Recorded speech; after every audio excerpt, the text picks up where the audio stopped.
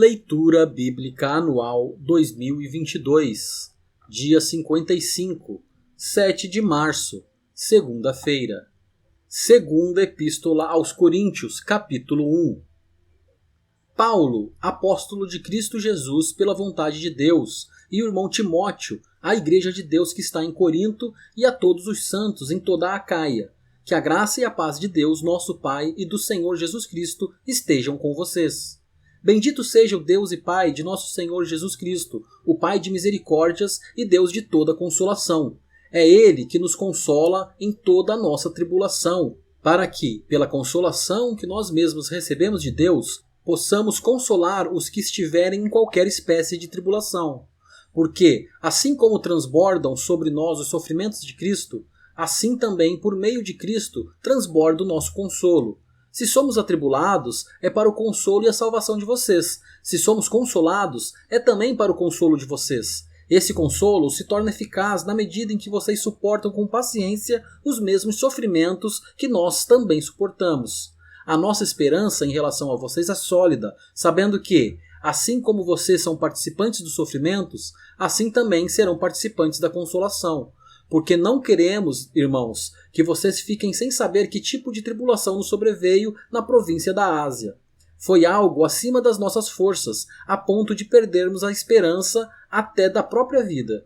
De fato, tivemos em nós mesmos a sentença de morte, para que não confiássemos em nós mesmos, e sim no Deus que ressuscita os mortos, o qual nos livrou e ainda livrará de tão grande morte. Nele temos esperado que ainda continuará a nos livrar, enquanto vocês nos ajudam com orações a nosso favor, para que, por muitos, sejam dadas graças a Deus a nosso respeito, pelo benefício que nos foi concedido por meio da súplica de muitos.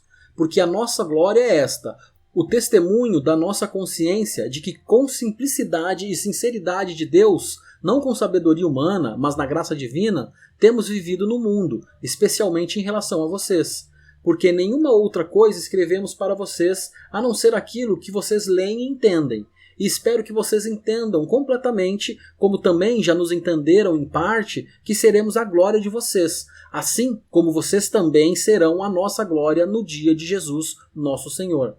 Com esta confiança, eu queria primeiro ir encontrar-me com vocês, para que tivessem um segundo benefício. Queria, ao passar por aí, dirigir-me à Macedônia, e da Macedônia voltar a encontrar-me com vocês, sendo então encaminhado por vocês para a Judéia. Ora, ao querer isso, será que agi com leviandade? Ou ao tomar decisões, será que decido segundo a carne, de modo que haja em mim, simultaneamente, o sim, sim e o não, não? Mas, como Deus é fiel, a nossa palavra, dirigida a vocês, não é sim e não. Porque o Filho de Deus, Jesus Cristo, que foi anunciado entre vocês por nós, isto é, por mim, Silvano e Timóteo, não foi sim e não. Pelo contrário, nele sempre houve o sim. Porque todas as promessas de Deus têm nele o sim. Por isso, também por meio dele se diz o amém, para a glória de Deus por meio de nós. Mas aquele que nos confirma juntamente com vocês em Cristo e que nos ungiu é Deus, que também pôs o seu selo em nós e nos deu o penhor do Espírito em nosso coração. Eu, porém, por minha vida, tomo Deus por testemunha de que foi para poupar vocês que ainda não voltei a Corinto. Não que tenhamos domínio sobre a fé que vocês têm, mas porque somos cooperadores da alegria de vocês. Porque pela fé vocês estão firmes. Segunda Epístola aos Coríntios, capítulo 2. Porque decidi por mim mesmo o seguinte: não voltar a me encontrar com vocês em tristeza, porque se eu entristeço vocês, quem me alegrará, senão aquele a quem tenho entristecido? Eu escrevi isso para que, quando eu for, não seja entristecido por aqueles que deveriam me alegrar, confiando em todos vocês de que a minha alegria é também a alegria de vocês. Porque lhes escrevi no meio de muitos sofrimentos e angústia de coração, com muitas lágrimas, não para que vocês ficassem tristes, mas para que soubessem do amor que tenho por vocês. Ora, se alguém causou tristeza, não o fez a mim, mas, para que eu não seja demasiadamente áspero, digo que em parte causou tristeza a todos vocês.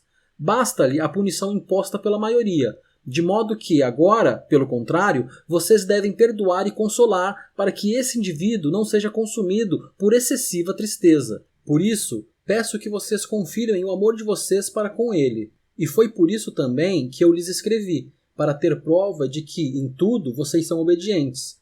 A quem vocês perdoam alguma coisa, eu também perdoo, pois o que perdoei, se é que perdoei alguma coisa, eu o fiz por causa de vocês na presença de Cristo, para que Satanás não alcance vantagem sobre nós, pois não ignoramos quais são as intenções dele. Quando cheguei a Troade para pregar o Evangelho de Cristo, vi que uma porta se havia aberto para mim, no Senhor. No entanto, não tive tranquilidade no meu espírito, porque não encontrei o meu irmão Tito. Por isso, despedindo-me deles, parti para a Macedônia. Graças, porém, a Deus, que em Cristo sempre nos conduz em triunfo e, por meio de nós, manifesta a fragrância do seu conhecimento em todos os lugares. Porque nós somos para com Deus o bom perfume de Cristo, tanto entre os que estão sendo salvos, como entre os que estão se perdendo. Para com estes, cheiro de morte para a morte, para com aqueles, aroma de vida para a vida. Quem, porém, é capaz de fazer estas coisas? Porque nós não estamos, como tantos outros, mercadejando a palavra de Deus. Pelo contrário, em Cristo é que falamos na presença de Deus, com sinceridade e da parte do próprio Deus. Segunda Epístola aos Coríntios, capítulo 3. Estamos começando outra vez a recomendar a nós mesmos? Ou será que temos necessidade, como alguns, de entregar cartas de recomendação para vocês ou pedi-las a vocês? Vocês são a nossa carta, escrita em nosso coração, reconhecida e lida por todos. Vocês manifestam que são carta de Cristo, produzida pelo nosso ministério, escrita não com tinta, mas com o Espírito do Deus vivo, não em tábuas de pedra, mas em tábuas de carne, isto é, nos corações. E é por meio de Cristo que temos tal confiança em Deus. Não que, por nós mesmos, sejamos capazes de pensar alguma coisa, como se partisse de nós. Pelo contrário, a nossa capacidade vem de Deus, o qual nos capacitou para sermos ministros de uma nova aliança, não da letra, mas do Espírito, porque a letra mata, mas o Espírito vivifica.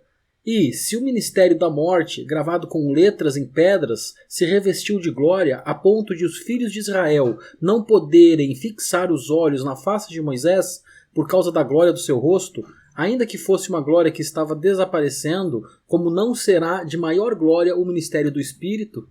Porque se o ministério da condenação teve glória em muito maior proporção, será glorioso o ministério da justiça. Pois, neste particular, o que era glorioso já não tem mais glória diante da glória atual, que é muito maior. Porque, se o que estava desaparecendo teve a sua glória, muito mais glória tem o que é permanente. Tendo, pois, tal esperança, agimos com muita ousadia. E não somos como Moisés, que punha um véu sobre o rosto para que os filhos de Israel não pudessem fixar os olhos no fim daquilo que estava desaparecendo. Mas a mente deles se endureceu. Pois, até o dia de hoje, o mesmo véu permanece sobre a leitura da antiga aliança, não foi tirado, pois só em Cristo ele é removido. Mas, até hoje, quando Moisés é lido, o véu está posto sobre o coração deles. Quando, porém, alguém se converte ao Senhor, o véu é tirado. Ora, este Senhor é o Espírito, e onde está o Espírito do Senhor, aí há liberdade. E todos nós, com o rosto descoberto, contemplando a glória do Senhor, somos transformados de glória em glória, na sua própria imagem, como pelo Senhor, que é o Espírito. Segunda Epístola aos Coríntios, capítulo 4. Por isso, tendo este ministério, segundo a misericórdia que nos foi dada, não desanimamos. Pelo contrário, rejeitamos as coisas ocultas que trazem vergonha, não agindo com astúcia, nem adulterando a palavra de Deus. E assim, pela manifestação da verdade, nos recomendamos à consciência de todos na presença de Deus. Mas, se o nosso evangelho ainda está encoberto, é para os que se perdem que ele está encoberto, nos quais o Deus deste mundo cegou o entendimento dos descrentes, para que não lhes resplandeça a luz do evangelho da glória de Cristo, o qual é a imagem de Deus. Porque não pregamos a nós mesmos, mas a Jesus Cristo como Senhor e a nós mesmos como servos de vocês, por causa de Jesus. Porque Deus, que disse, das trevas resplandeça a luz, Ele mesmo resplandeceu em nosso coração para a iluminação do conhecimento da glória de Deus na face de Jesus Cristo. Temos, porém, este tesouro em vasos de barro, para que se veja que a excelência do poder provém de Deus, não de nós. Em tudo somos atribulados, porém não angustiados. Ficamos perplexos, porém não desanimados. Somos perseguidos, porém não abandonados. Somos derrubados, porém não destruídos. Levamos sempre no corpo o morrer de Jesus, para que também a vida dele se manifeste em nosso corpo. Porque nós, que vivemos, somos sempre entregues à morte por causa de Jesus, para que também a vida de Jesus se manifeste em nossa carne mortal. De modo que em nós opera a morte, em vocês a vida. Tendo, porém, o mesmo espírito de fé, como está escrito, eu criei, por isso falei. Também nós cremos e por isso também falamos, sabendo que aquele que ressuscitou o Senhor Jesus também nos ressuscitará com Jesus e nos apresentará juntamente com vocês. Porque tudo isso é para o bem de vocês, para que a graça, multiplicando-se, torne abundante as ações de graças por meio de muitos, para a glória de Deus. Por isso, não desanimamos. Pelo contrário, mesmo que o nosso ser exterior se desgaste, o nosso ser interior se renova dia a dia. Porque a nossa leve e momentânea tribulação produz para nós um eterno peso de glória acima de toda comparação, na medida em que não olhamos para as coisas que se veem, mas para as coisas que não se veem. Porque as coisas que se veem são temporais, mas as coisas que não se veem são eternas.